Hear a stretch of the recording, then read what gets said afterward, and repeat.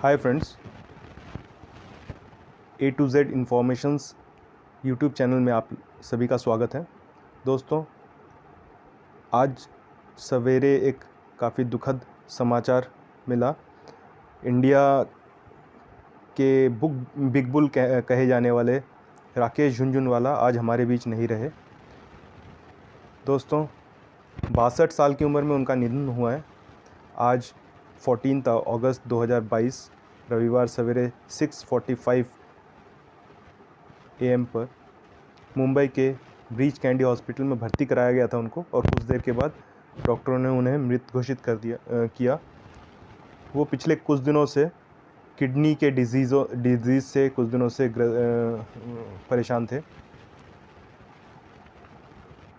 दोस्तों, वो Indian stock market के एक लेजेंड थे। फोर्ब्स मैगज़ीन के हिसाब से टॉप 36 बिजनेसमैन इन इंडिया में उनका नाम था। मतलब इंडिया के 36 बिजनेसमैन में उनका नाम था। ओके, ये फोर्ब्स मैगज़ीन के हिसाब से बता रहा हूँ। उनको इंडिया का वॉरेन बफे भी कहा जाता है। ठीक है, क्यों? क्योंकि ड्यू टू हिज यूनिक और strange investment and trading strategies. ठीक है, तो उनके कुछ नए अनोखे ट्रेडिंग और इन्वेस्टमेंट स्ट्रेटजीज़ के कारण उनको वॉरेन बफे ऑफ इंडिया भी कहा जाता है। उन्होंने संपत्ति भी वैसी ही तैयार की। ठीक है, तो दोस्तों, अभी लेटेस्ट ही उन्होंने एक नया एयरलाइंस स्टार्टअप किया था जिसका नाम आकाश एयर है। आकाश एयर, ठीक है, और इसका फर्स्ट फ्लाइट मुंबई से अहमदाबाद के लिए था। वो एपटेक के चेयरमैन और कुछ कंपनीज़ के डायरेक्टर भी रहे थे। उन्होंने इंडियन स्टॉक मार्केट में अपनी जर्नी स्टार्ट की 1985 में सिर्फ 5,000 रुपये से। ठीक है, और 2022 तक उनके पास कुल संपत्ति आज तक मतलब उनके पास कुल संपत्ति करीब $5.5 मिलियन की हैं। ओके, तो दोस्तों, उनका जो जर्नी स्टार्ट हुआ था 1986 में 5,000 रुपीज़ से उन्होंने अपना स्टार्ट किया था जर्नी। तो नॉर्मली एक बार उनके फादर और उनके फादर के दोस्त बातचीत कर रहे थे स्टॉक मार्केट को लेके। तो उन्होंने थोड़ा बहुत ये सुना, और जस्ट सुनने के बाद उन्होंने अपने फादर से डिस्कस किया। तो उनके फादर ने उनको बताया कि ठीक है, आप न्यूज़पेपर पढ़िए, न्यूज़पेपर पढ़ने से आपको कुछ इसके बारे में पता चलेगा। और उन्होंने न्यूज़पेपर पढ़ना स्टार्ट किया, और कुछ न्यूज़पेपर कंटिन्यू उनको जब कुछ ज्ञान के बारे में पता चला, कुछ चीज़ों के बारे में पता चला, तो उन्होंने उसके बाद अपने फादर से बात किया। तो उनके फादर ने उनको बोला कि आप इन्वेस्ट कर सकते हैं, बट नहीं मैं आपको पैसा दूंगा, नहीं आप किसी अपने दोस्त से मांगेंगे पैसा। ओके, तो उनके पास उन्होंने अपना फर्स्ट जो इन्वेस्टमेंट 5,000 रुपीज़ अपने बड़े भाई के क्लाइंट से मांगा, जो इन्वेस्ट तो करना ही चाहते थे उनके बड़े भाई के पास, बट वो नॉर्मली किसी एफडी में इन्वेस्ट करना चाहते थे। और उन्होंने उनसे बातचीत करके उनको कन्विंस कर लिया कि ठीक है, आप उनको वो एफडी से ज़्यादा पैसा बना के देंगे, एफडी से ज़्यादा प्रॉफिट बना के देंगे। उस बात से उनको राज़ी कर लिया, और उन्होंने वो पैसा इन्वेस्ट किया 5,000 रुपीज़ टाटा टी में, वो जिसकी कीमत उस टाइम पे, उसके स्टॉक प्राइस उस टाइम पे 43 रुपीज़ था। और सिर्फ 3 महीने के अंदर वो स्टॉक 145 के आसपास हो गया।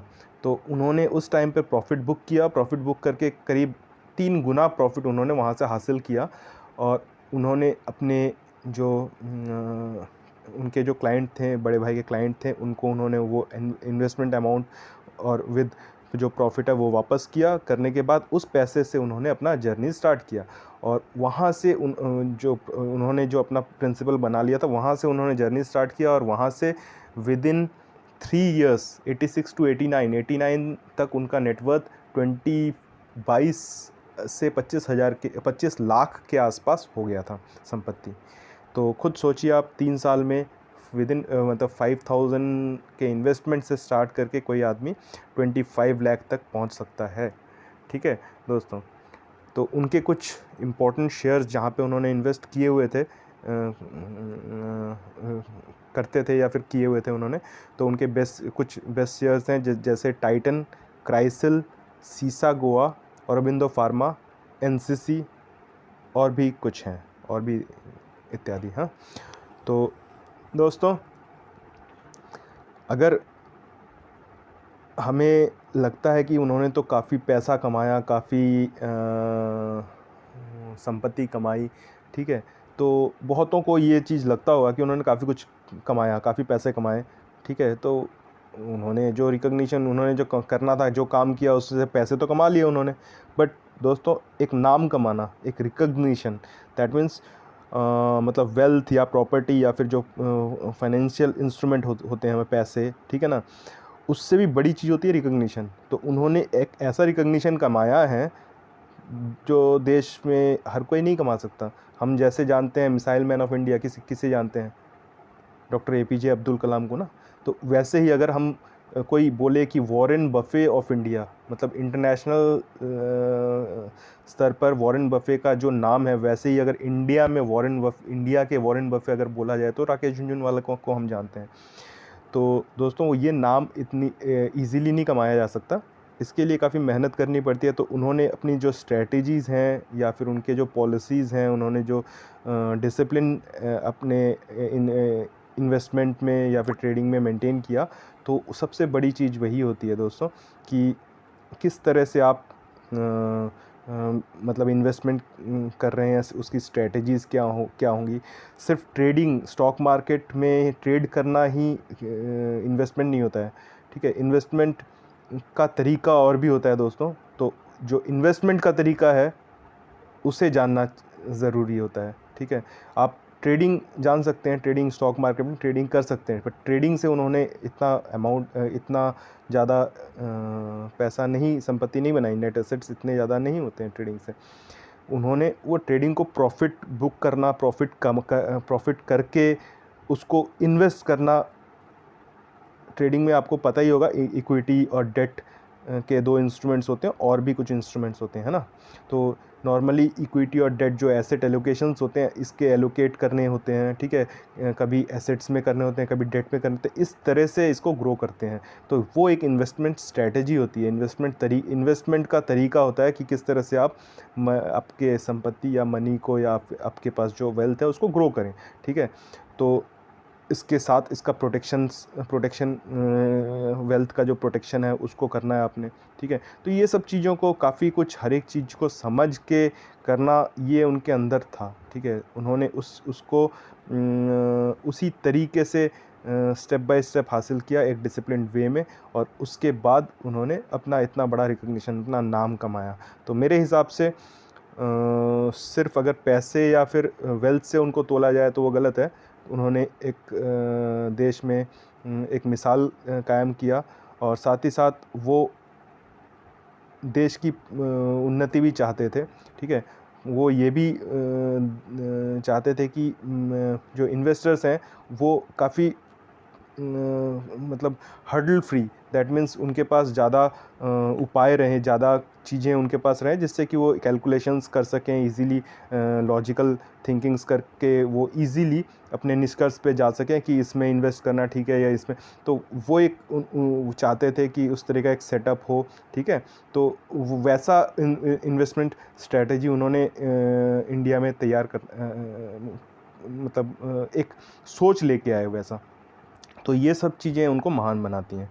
तो दोस्तों आज देश के प्रधानमंत्री जी ने भी उनको उनके मृत्यु पर शोक व्यक्त किया है।